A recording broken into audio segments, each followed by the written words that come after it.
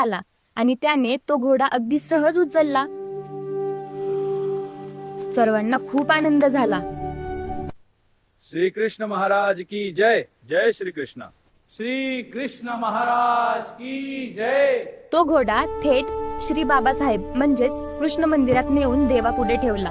सर्व लोकांनी बाबासाहेब मंदिरात दर्शन घेतले. जय श्री कृष्ण. श्री कृष्ण महाराज की जय. आणि ते यात्रेकरू म्हणाले, आम्हाला खंडोबा इथेच भेटला, आम्ही आमचा नवस इथेच फेडतो.